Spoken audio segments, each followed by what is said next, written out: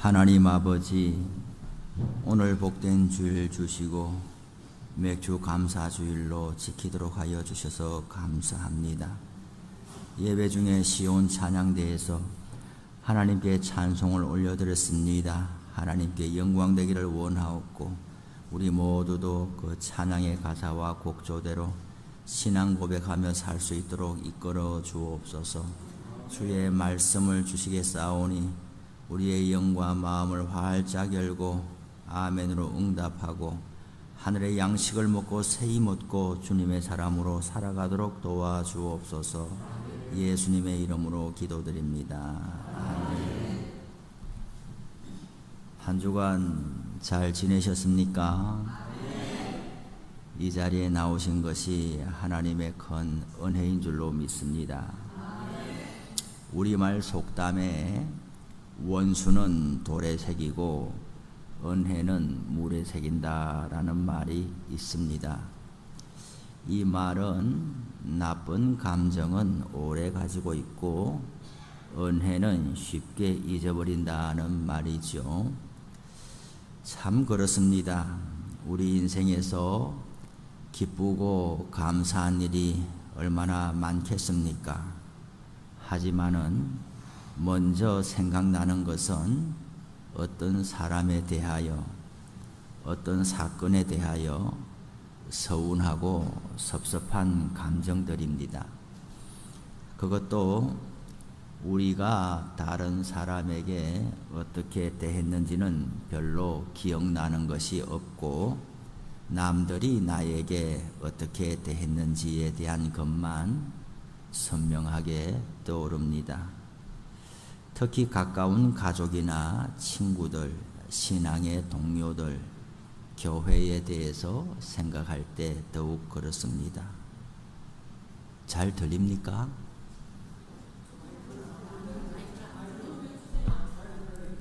예. 제가 지금 감이 없어요. 저는 잘 들리는데 제 말이 뒤에 스피커가 있어가지고 뒤에 있는 분들은 잘 들리는지 모르겠어요.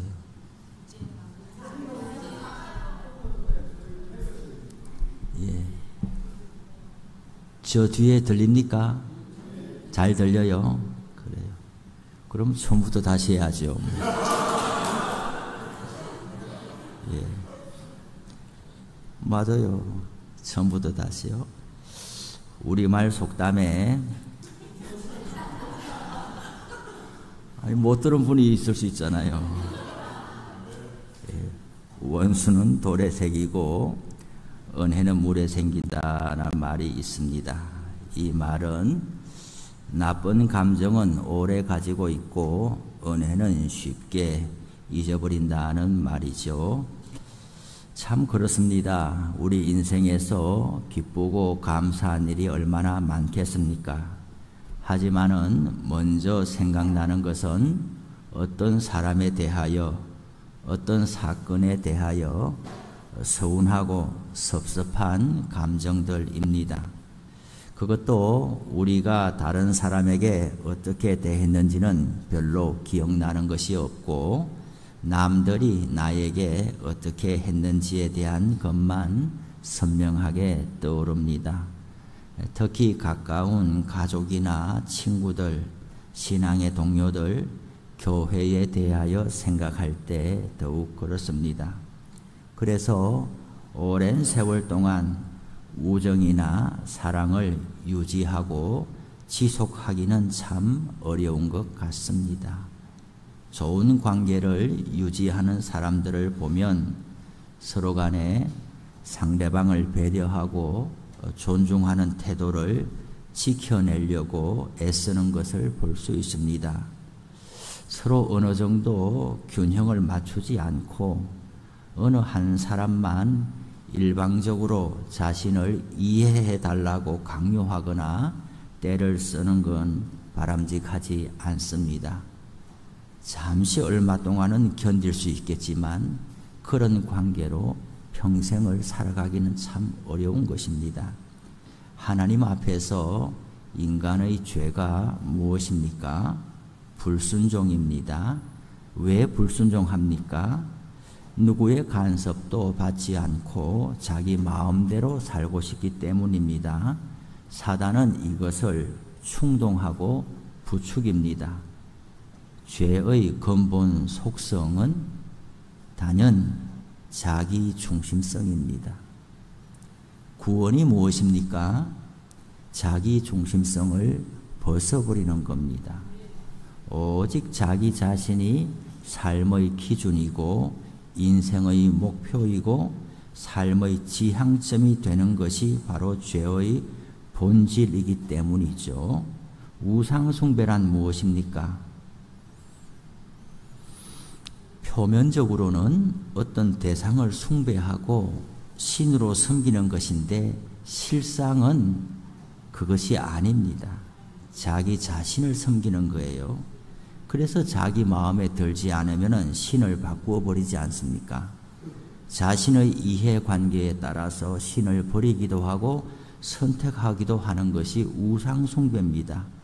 그 대상이 무슨 조각이냐, 무슨 모습으로 생겼느냐는 하나도 안 중요합니다. 바알이냐, 아세라냐, 부처냐, 그것이 무슨 관계가 있습니까? 그 핵심은 자기 자신을 섬기는 것이 동일한 것인데요. 자기 중심성이 이렇게 무서운 겁니다. 하나님을 떠난 모든 사람은 정도의 차이가 있을 뿐이지 여기에 매몰되어 있습니다.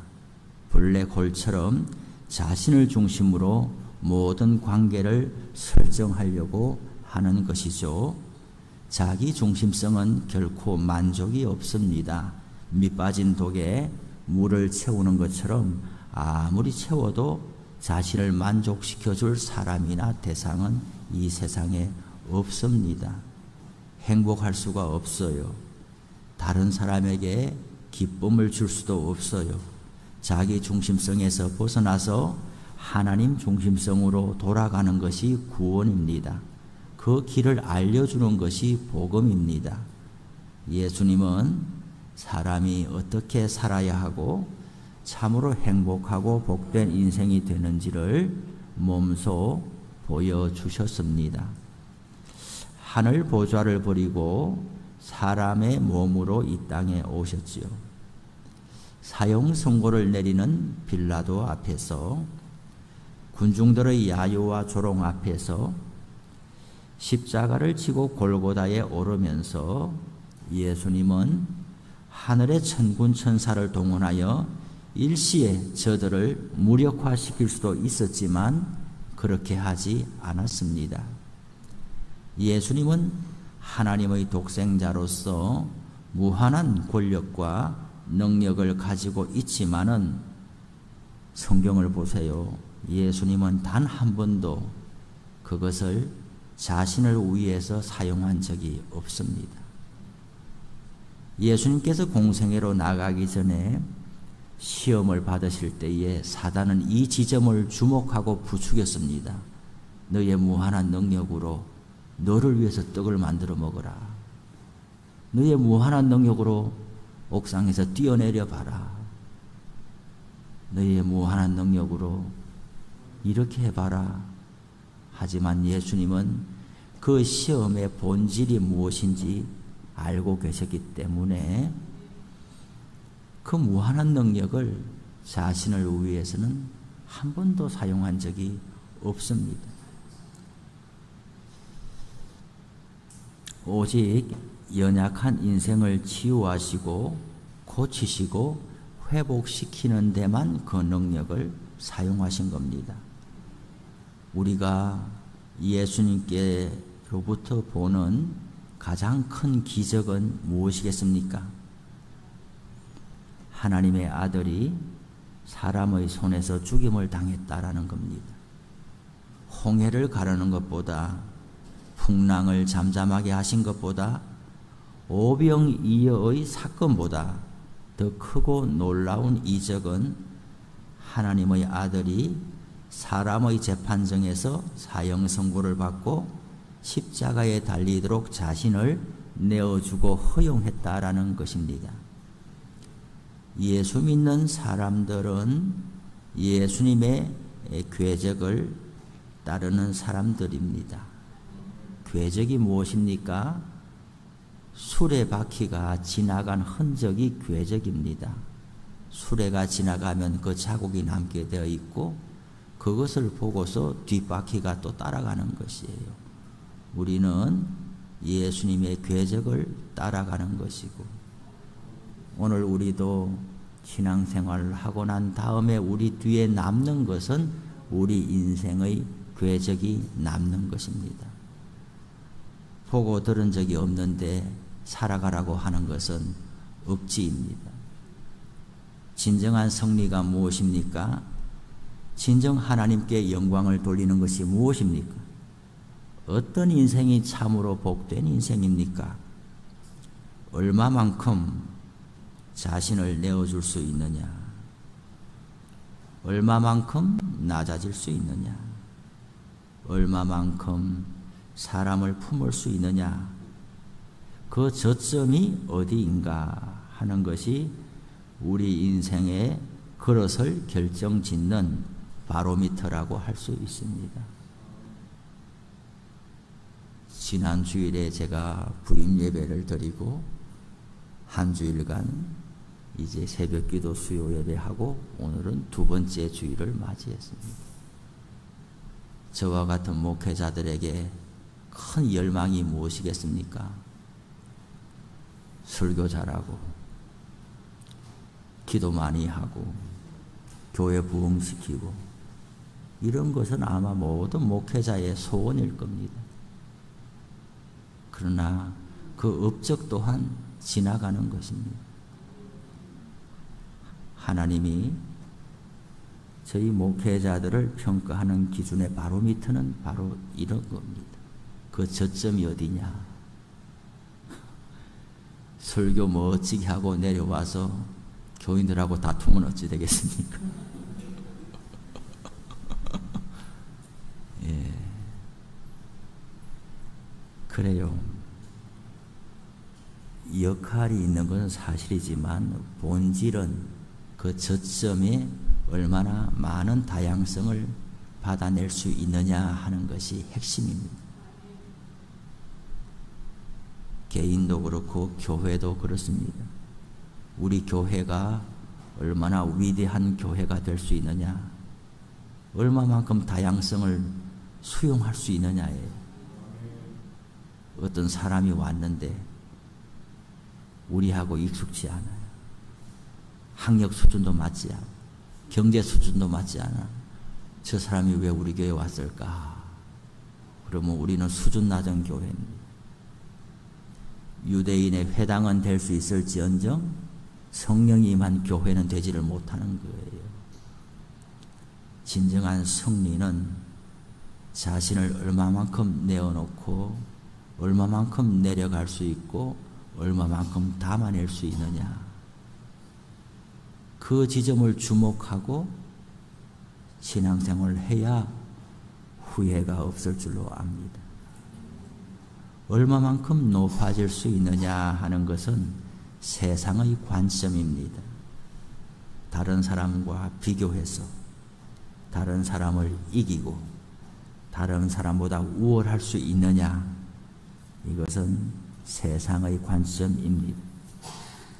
하지만 우리의 능력은 견딜 수 있는 능력, 참아낼 수 있는 능력, 우리와 다른 사람을 얼마나 포용하고 같은 눈높이에서 대할 수 있는 능력, 선으로 악을 이길 수 있는 능력, 이것이 우리가 주님께 배우고 사모해야 할 능력입니다. 지난 한 주일 동안 교회에 여러분들이 이제 예배에도 나오시고 또 평일에도 나오셔서 밭도 매시고 교회도 돌아보시고, 저를 대할 때에 한 사람도 얼굴을 찡그리거나 힐난하는 말을 한 사람이 없어요. 얼굴을 대하고서나 전화나 문자나 카톡이나 어떤 소통의 방법으로도 저를 비난하는 사람은 없었어요. 저도 여러분들을 대할 때에 조금도 불편하거나 어려운 마음이 없어요. 그러나 이것이 다가 아니에요. 우리는 여러분들이 저의 부족함을 서서히 알게 될 때 저를 얼마나 수용하고 받아줄 수 있느냐. 제가 여러분들을 신방하고 면면들을 알아갈수록 때로는 실망한 일을 알게 될 때에 얼마만큼 그것을 감내하고 주의 긍휼과 사랑을 베풀어 주시기를 진정으로 하나님께 간구할 수 있느냐. 그것이 우리가 진정으로 사귐의 단계로 들어서는 과정이죠. 결혼 생활도 허니문이 있지만은 허니문과 같은 감정으로 평생을 살아갈 수 있습니까? 그렇다고 해서 우리의 청년들이 있는데 허니문은 오래가지 않아. 그러니 결혼하지 마. 이럴 수 있을까요? 허니문도 서로 맞지 않는 것도 한 인간으로서 하나님께서 주시는 과정들이고 무엇이 있느냐 중요한 것이 아니라 그것을 어떻게 받아내고 성화시켜 나가느냐가 중요한 거예요. 무슨 일을 만날까 미리 두려워하지 말고 오늘 기쁨을 주시면 오늘 기쁨을 누리시면 돼요.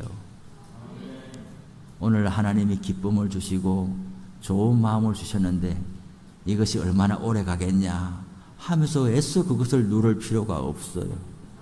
오늘 주시는 기쁨의 날은 감사하고 혹 내일 어려움이 당하면 그 어려움을 하나님께서 이겨내게 해달라고 또 기도하고 그렇게 삶을 살아가는 것이지 삶은 단조롭지가 아니하고 입체적인 거잖아요.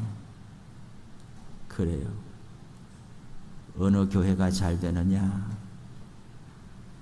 이러한 저점을 잘 통과하는 교회가 잘 되는 것입니다. 이상과 현실은 언제나 괴리가 있습니다. 하지만 신앙의 영역에서는 다릅니다. 믿음은 바라는 것들의 실상이요 보이지 않는 것들의 증거라고 했습니다. 우리가 이상을 꿈꾸는 것이 아닙니다. 주님께서 몸소 보여주시고 믿음의 선진들이 증거를 남겨주신 것을 보고 우리도 이상을 꿈꾸는 것입니다. 본 것이 있기 때문에 그러한 소망을 가지는 것입니다. 아무 증거도 없고 본 적도 없는 것을 바라는 것은 망상이요 허상입니다. 우리는 허상을 쫓는 사람들이 아니라 실상을 쫓아가는 사람들입니다. 그것이 바로 그리스도인입니다. 신앙생활은 세상에서 배우는 것과는 다릅니다. 우리의 생각으로 되는 것이 아니에요. 우리의 계산대로 되는 것이 아니에요. 우리가 주님 안으로 들어가는 것입니다. 주님 안에서 꿈을 꾸는 거예요. 주님 안에서 배우는 거예요. 주님의 인도를 받는 거예요. 세상에서는 자수성가라는 말이 있습니다. 물려받은 재산 없이 자기 혼자의 힘으로 집안을 일으키고 재산을 모은 사람들을 칭송하는 말이에요. 하지만 우리는 다릅니다. 우리는 어느 생활에서도 신앙이 묻어나야 하는 거예요. 우리는 자수성가가 아니라 신수성가라는 말을 사용해야 될 것이에요. 자기 손으로 우리가 무엇을 이룰 수 있다는 말입니까? 자화자찬, 자기가 자기를 보면서 칭찬하고 기뻐하는 것이 무엇입니까? 하나님께서 우리를 칭찬하시고 인정하시는 것이 중요한 거예요.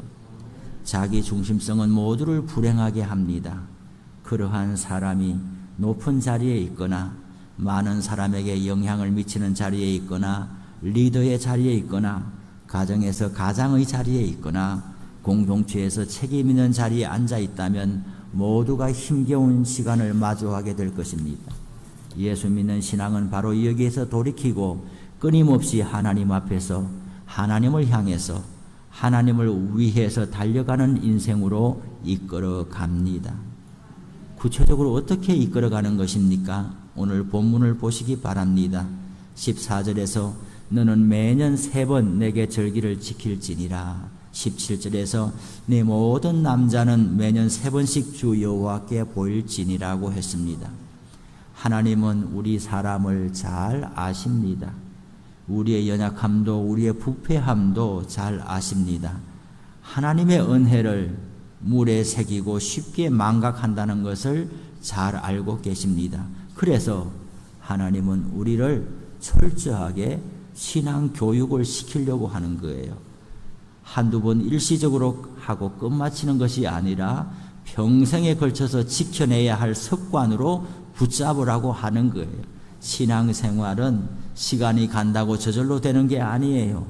열심히 분투하고 지켜내야 되는 거예요. 세상이 우리의 신앙을 빼앗아 갑니다. 사단이 우리의 신앙을 도적질해 갑니다. 악한 자가 우리를 넘어뜨립니다. 우리의 연약함에 신앙을 잃어버립니다. 아담이 에덴 동산에서 그 하나님이 주신 것을 지켜내야 했던 것처럼 우리는 신앙을 지켜내야 되는 거예요. 신앙은 한순간에 반짝 열심을 낸다고 되는 게 아니에요.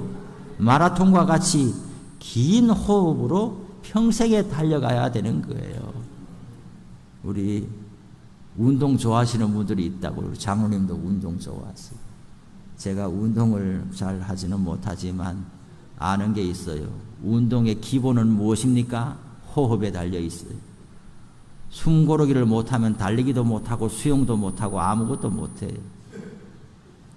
내가 어디로 가야 되는지를 가늠하고서 달려야지. 40km 뛰는 사람이 전력질주 해보세요. 안 되는 거예요. 신앙생활도 우리가 어떤 여정을 달려가야 하는지 알고서 호흡을 잘 조절해야 되는 거예요. 우리는 어느 순간에 열심히 막 솟아오를 때가 있어요. 그러나 그런 것을 보면은 옆에서 참, 저분이 이제 참 열심을 내는구나, 힘주고 격려해야 되겠다 싶지만은 그 열심을 반짝 낸 이후에 더 깊은 수렁으로 떨어질까 염려되는 거예요. 반짝 열심을 낼 때는 다른 사람들이 눈에 안 들어와요. 내 열심은 하나님이 받으시면 되지. 그 마음으로 막 달려가다 그만 지치고 쓰러지고 시험 들고 그래요. 그러면 아닌 거예요. 일정하고 꾸준하게 성실하게 살아가야 되는 거예요. 그래서 자리를 지키는 게 중요한 거예요. 주일날 교회 가봐도 별것 없더라. 별것 없더라도 자리를 지키는 것이 신앙이에요. 하나님의 은혜를 내가 만들어냅니까? 내가 원한다고 주어집니까? 일정하게 자리를 지키는 사람에게 은혜를 주시는 거예요. 지켜야 되는 거예요. 시간을 지키고 자리를 지키고 마음을 지켜야 되는 거예요. 반짝반짝하는 것은 대단히 조심스럽고 위험한 거예요. 역사가 오래된 교회는 심지가 견고하다는 거예요. 그래서 우리 사람은 사귈 때에도 중심을 잘 살펴서 사귀어야 되는 거예요. 표면적으로 볼 때에 그 사람 어떻다라고 성급하게 판단하면 안 되는 거예요. 그래서 역사가 있는 교회가 중요한 거예요. 들어왔다 나갔다 하는 사람은 많지만은 끝까지 자리를 지켜내는 사람들이 교회를 유지하고 교회의 버팀목이 되는 거예요. 어떤 사람이 교회에 와가지고 그 모습만 보고서 이 교회는 노인들만 많구나, 이 교회는 활력이 없구나, 이 교회는 젊은이가 없구나, 그거는 표면적으로만 보는 거예요. 그 오랜 사회를 지켜온 장로님, 권사님들의 그 상한 얼굴과 주름살과 흰머리가 뭘 말하는 겁니까? 교회의 풍파 가운데도 자리를 지켜내. 지금은 일선에서 물러섰고, 지금은 은퇴했고, 지금은 뭔가 권한을 행사할 수 없는 자리에 있지만은, 그렇다고 해서 우리 눈에 보이지 않았던 과거를 우리가 경홀히 여겨서는 안 되는 거예요. 그 터전 위에 우리가 있는 거예요. 제가 이 교회를 지었습니까? 제가 이 교회를 지을 때 벽돌 한 장 얹었습니까? 아무 공이 없는 거예요. 다 있는 가운데 왔어요. 다 준비된 가운데 왔어요. 제가 여러분 한 사람을 전도했습니까? 아니에요. 와보니까 여러분들이 있었어요. 반짝 열심이 아니라 지켜내는 게 중요한 거예요. 출애굽한 이스라엘 사람들은 만나와 메추라기를 날마다 먹고서도 불평했어요. 100가지 하나님의 은혜를 주시고 한 가지 불편하면 그 불편한 곳에 눈이 열리는 거예요. 이것이 우리의 문제예요. 그래서 신앙생활을 단단히 붙잡기 위해서 1년에 3번 절기를 지키라고 하시는 거예요. 절기는 좋든 지든 지키는 거예요. 우리가 주일날에 당하면은 마음이 좋든 안 좋든 주일날 오는 거예요. 이것은 하나님의 날로 지키는 거예요. 마음이 없는 채 왔다가도 하나님의 은혜를 주시는 거예요. 항상 일정하게 살아가는 게 중요한 거예요.